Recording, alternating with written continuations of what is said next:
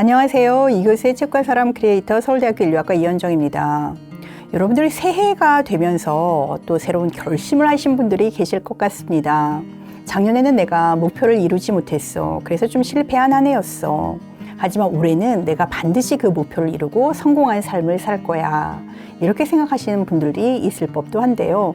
그런데 우리가 조금 생각을 달리 해본다면 무언가 내가 목표를 이루지 못했다면 그것이 실패일까요? 목적 달성을 하는 삶만이 잘 사는 삶일까요?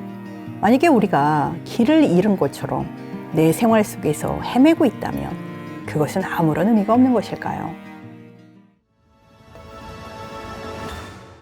오늘은 우리가 흔히 두려워하는 것, 바로 길을 잃는다는 것에 대해서 새로운 관점으로 소개하는 책, 미국의 유명한 에세이스트죠. 리베카 솔릿의 길 잃기 안내서를 가져와 봤습니다. 이 책은 제목부터 어떤 면에서 보면 좀 역설적입니다. 길 잃기 안내서라니. 우리가 보통 안내서라고 하면은 어디를 잘 도달할 수 있도록 안내하는 것을 상상하게 되는데요. 이 책은 거꾸로 어떻게 하면 길을 더 잘 잃을 수 있는지를 말해주는 책입니다. 오늘날 우리 사회는 가장 빠른 방식으로 목적지에 도달하는, 다시 말해서 효율과 속도를 너무나 중요한 가치로 두는 그러한 사회 속에서 살고 있는데요. 그러한 관점에서 보자면 이 책에서 하는 이야기들은 일종의 철학적인 반란입니다. 리베카 솔릿은 아까도 말씀드렸지만 우리 시대의 아주 뛰어난 에세이스트 중에 한 명입니다. 그녀는 맨스플레인이라는 개념으로 한국에서 좀 많이 알려졌는데요. 맨스플레인이라는 개념은 남자들이 자꾸 가르치려고 하는 그러한 어떤 말하는 방식에 대한 이야기입니다. 그래서 남자들은 자꾸 나를 가르치려 한다라는 책도 많이 알려져 있고요. 하지만 솔릿의 진면목은 그녀가 걷는 사람이자 또 연결하고자 하는 사람이라는 데 있습니다. 다시 말해서 그녀는 걷는 사람으로서 항상 어딘가를 산책하듯이, 그러나 우리의 산책이 보통 보여주듯 어떤 한 곳의 목적을 향해서 나아간다기보다도 이곳 저곳을 두리번 하거나 아니면 정해지지 않은 다른 골목길을 가보거나 하는 식의 여러 가지 종류의 이야기들을 한데 혼합해서 하나의 주제에 대한 이야기를 엮어나가는 재주가 있고요. 그리고 연결하는 기술, 다시 말해서 어떻게 보면 이러한 것들이 같이 연결되어서 이야기될 수 있을까 싶은 이 책에서도 펑크록의 이야기가 나오다가 또 르네상스 미술 이야기가 나오다가 미국의 서부 개척사 이야기가 나오다가 솔릿 자신의 연애 이야기가 나오는 등 여러 가지가 섞여서 하나의 아주 아름다운 직조물을 만드는 그러한 재주를 가지고 있는 작가입니다. 길 잃기 안내서는 아주 독특한 구성을 가지고 있습니다. 총 9장으로 이루어져 있는데요. 그 중에 짝수장이라고 할 수 있는 2, 4, 6, 8 이렇게 짝수장들은 똑같은 제목을 가지고 있습니다. 바로 먼 곳의 푸름이라는 제목인데요. 영어로 하면 The Blue of Distance입니다. 다시 말해서 아주 먼 곳에 있는 거리를 두고 있을 때 발견할 수 있는 어떤 푸름에 대한 이야기인데요. 제가 이에 대해서는 조금 이따가 자세하게 소개하도록 하겠습니다. 그리고 아까도 말씀드렸듯이 이 책은 자전적인 에세이라든지 역사적인 사실, 그리고 미술 비평, 또 철학적 사유가 한데 어떤 면에서는 약간 몽환적으로 뒤섞여 있는 그러한 글입니다. 이 책을 관통하는 핵심 질문은 이것입니다. 우리가 전혀 알지 못하는 것을 어떻게 발견할 수 있는가? 솔릿은 고대 그리스의 철학자 메논의 이러한 질문으로 시작을 하는데요. 우리가 만일 아는 것만 찾아다닌다면 새로운 것을 발견할 수 없습니다. 그런데 우리가 알지 못하는 것은 또 어떻게 발견할 수 있는 것일까요? 아무것도 알지 못하는데 어디서부터 시작을 해야 되는 것일까요? 이러한 질문에 대한 답을 솔릿은 길 잃기에서 발견하고 있습니다. 그러면 먼저 길 잃기의 중요성에 대해서 여러 예술가와 철학자들이 이야기한 부분을 한번 읽어보도록 하겠습니다. 3년 전 로키 산맥에서 워크숍을 진행했을 때 한 학생이 소크라테스 이전 철학자 메논의 말이라는 글귀를 가지고 왔다. 이런 말이었다. 우리가 그 속성을 전혀 모르는 무언가를 어떻게 발견할 수 있단 말인가. 나는 이 글귀를 적어두었고 이후 이 글귀는 늘 내 마음에 있었다. 학생이 가져온 저 물음이 내게는 삶의 기본적인 전술을 묻는 물음으로 느껴졌다. 우리가 삶에서 원하는 것은 우리를 변화시키는 무언가다. 그런데 우리는 변화의 건너편에서 무엇이 우리를 기다리는지 모르거나 모르는데도 안다고 생각한다. 사랑, 지혜, 자비, 영감. 이런 것들은 우리의 자아를 미지의 영역으로 더 확장시키는 일이자 우리를 지금과는 다른 사람이 되도록 만드는 일인데 어떻게 우리가 그런 것들을 발견할 수 있단 말인가? 모든 종류의 예술가에게 확실한 사실은 그들이 그런 미지의 것을 아직 도래하지 않은 발상이나 형상이나 이야기를 발견해야 한다는 점이다. 문을 열어서 예언을, 미지를, 낯선 것을 초대하는 일이야말로 예술가가 할 일이다. 물론 그 도착은 시작일 뿐이고 예술가는 그때부터 그것을 자기 것으로 만들어내기 위하여 길고 고된 과정을 밟아나가야 하지만 아무튼 바로 그 문으로부터 그들의 작업이 들어온다. 과학자도 마찬가지여서 제2 로버트 오펜하이머는 과학자는 늘 수수께끼의 가장자리에서 미지의 경계에서 산다고 말했다.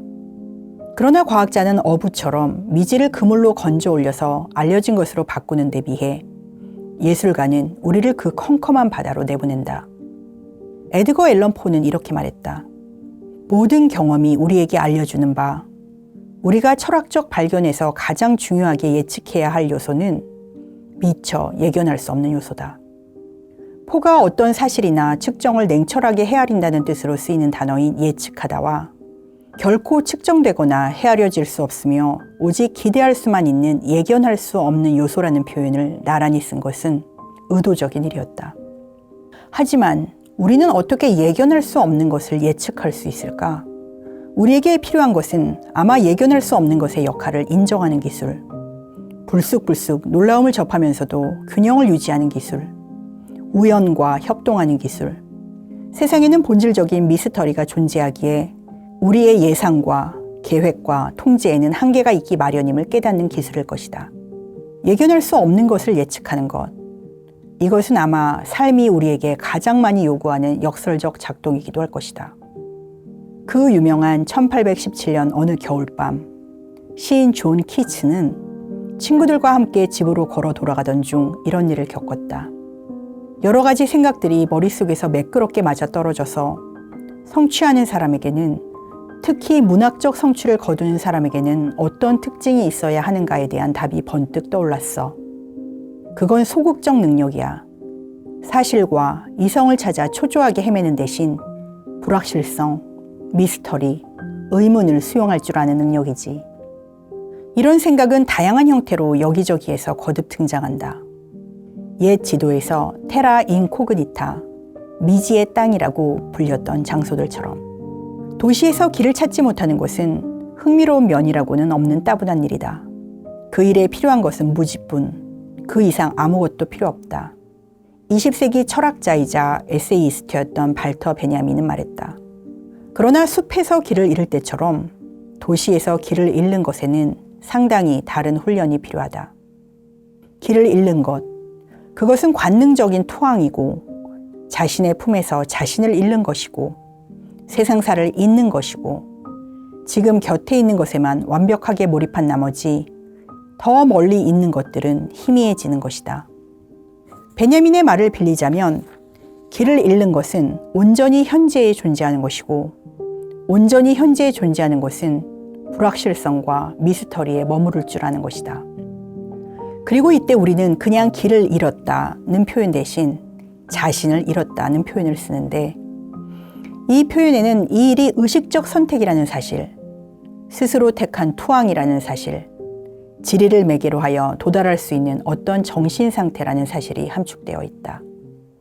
우리는 보통 길을 잃는다는 것을 공포, 패닉 혹은 죽음, 실패로 생각을 합니다.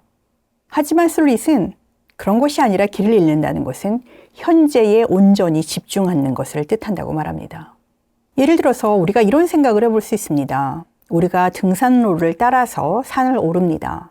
그런데 어쩌다가 우리가 길을 잃었어요. 어딘가 낯선 곳에 우리가 서 있습니다. 처음에는 좀 두려운 마음이 들겠죠.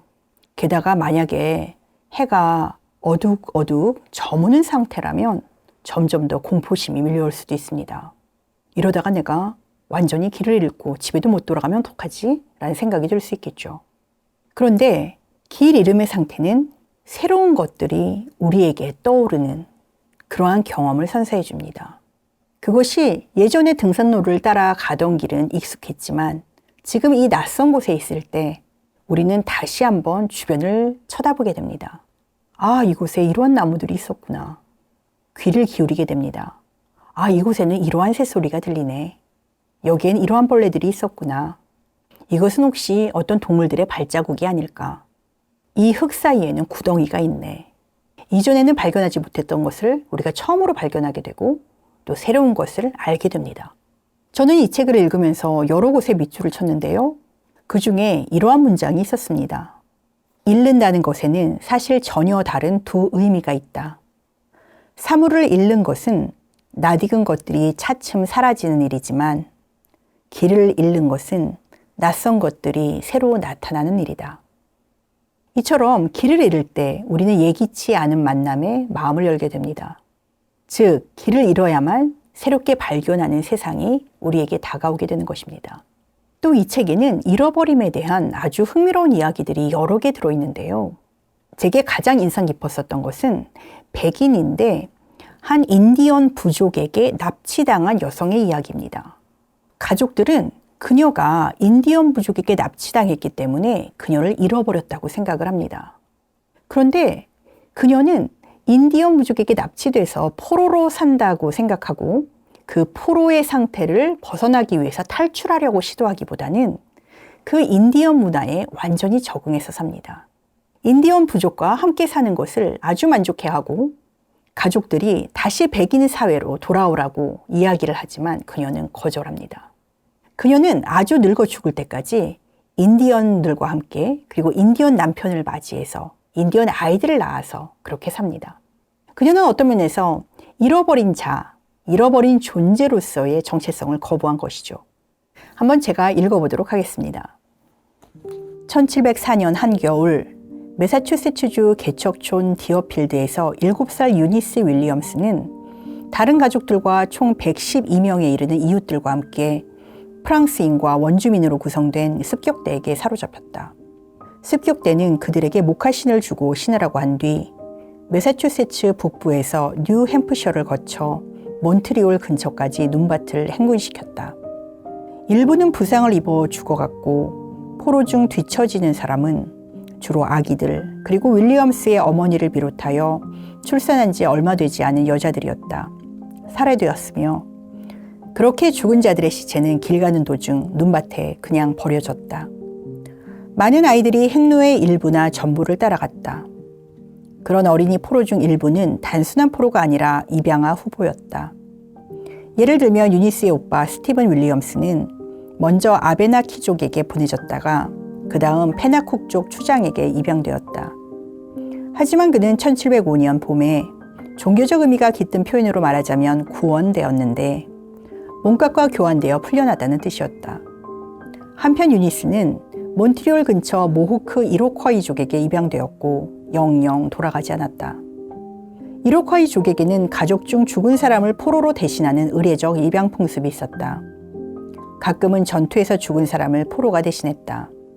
그들은 포로에게 새 이름을 지어주었고 가족의 일원으로 대했다. 그 이름이 죽은 사람의 이름일 때도 있었는데 이 경우 새로 그 이름을 받은 사람은 고인이 누렸던 애정과 정체성도 일부 물려받았다.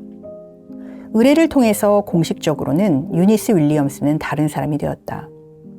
이후 몇 년 동안 그녀의 가족 중 살아남은 이들은 모두 청교도 공동체로 돌아갔지만 그녀와 함께 사는 사람들은 그녀와 헤어진다면 자신들의 심장도 떼어주는 셈일 것이라고 말했다. 그녀는 그곳에 남았고 곧 영어를 잊었고 새 이름을 받았으며 그 다음에는 가톨릭 세례명을 받았고 청교도 목사였던 그녀의 아버지에게는 딸이 가톨릭 교도가 된 일이 인디언이 된 일보다 더 충격적이라고도 할 만했다. 나중에는 두 번째 이로콰이 이름을 받았다.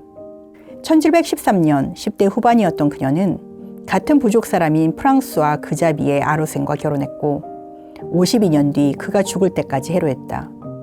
오빠 스티브는 1722년 일기에 캐나다에서 온 남자를 만난 이야기를 이렇게 썼다. 남자가 거기서 나쁜 소식을 가지고 왔다. 불쌍한 내 동생이 인디언 남편과 살고 있다는 것이다. 아이도 둘 낳았는데 하나는 살았고 하나는 죽었다고 한다.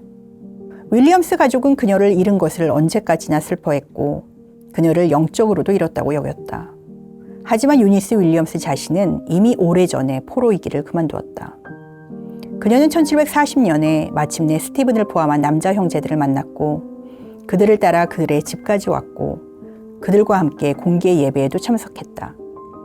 그들은 이것은 그녀가 오래 떨어져 살았던 집과 하느님의 의식으로 돌아올 수 있다는 서약인지 모른다고 기대했지만 전하는 말에 따르면 그녀는 인디언 담요를 벗기를 거부했으며 친척 집에서 자는 대신 남편과 함께 풀밭에서 야영하기를 택했다. 그녀는 자신과 그들 사이의 감정적 거리와 문화적 거리를 조심스럽게 다루었고 또 그들의 방식이 아니라 자신의 방식으로 다루었다. 그녀는 이후에도 몇 차례 더 태어난 가족을 방문했다. 하지만 자신을 포로로 삼았던 공동체를 결코 떠나지 않았고 그 속에서 살다가 95세 숨을 거두었다.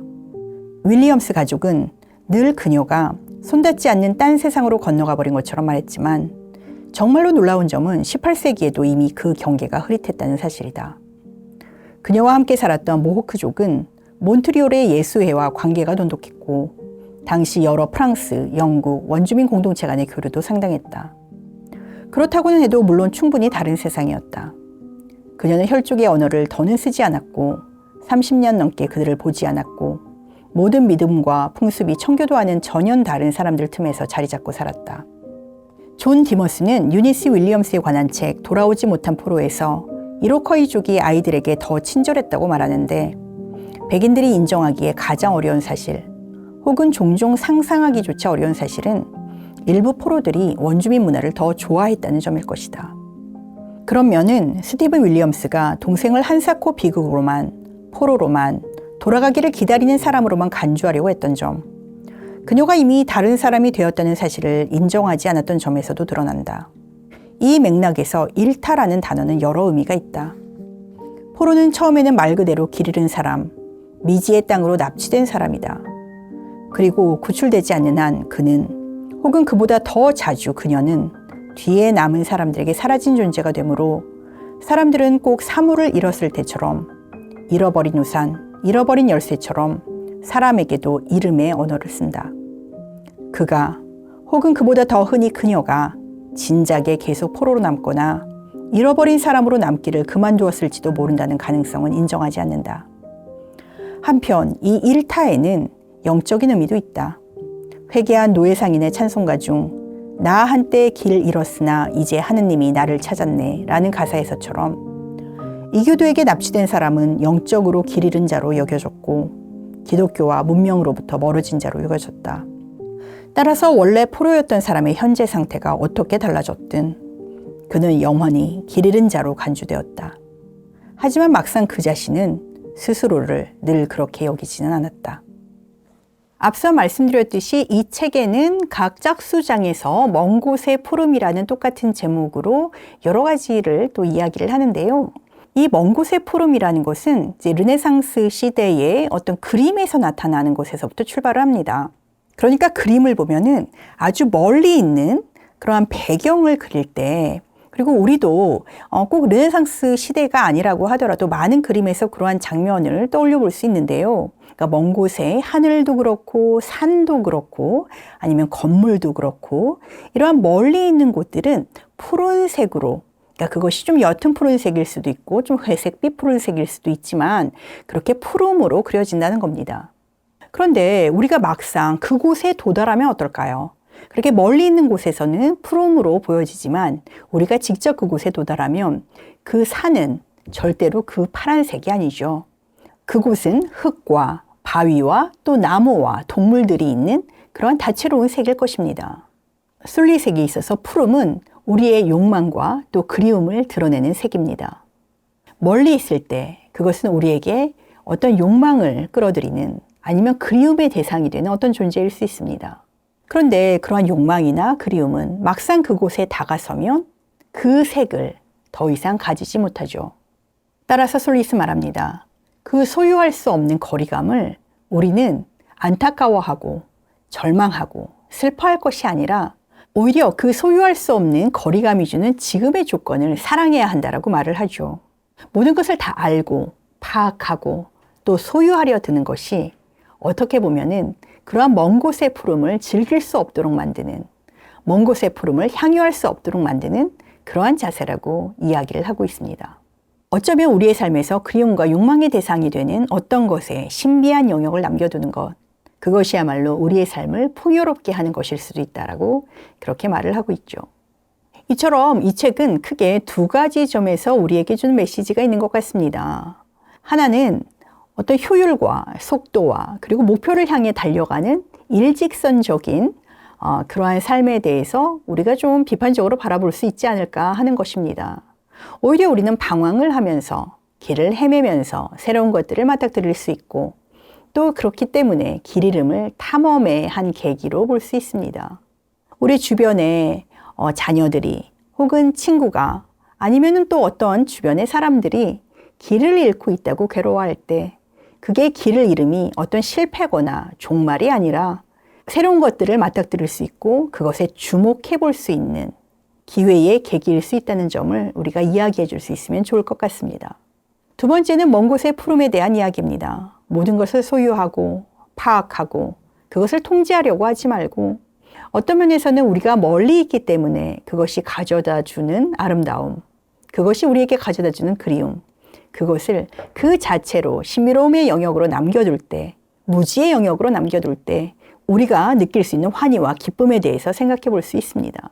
어찌 보면 이 책은 여러분들이 내가 길을 잃었어, 정말 방황 속에 있어 라고 생각을 할 때, 혹은 예기치 않은 이별이나 실패로 괴로울 때 좋은 위로의 책이 될 수도 있다는 생각도 합니다. 우리가 조금만 관점을 달리보면 내가 지금 겪고 있는 것을 다르게 볼 수도 있으니까요. 네, 오늘은 여기까지 하도록 하겠습니다. 이 책이 흥미로우시며 여러분들이 한번 읽어보시기를 바라겠고요. 저는 다음 시간에 또 다른 책을 가지고 여러분들을 만나 뵙도록 하겠습니다. 감사합니다.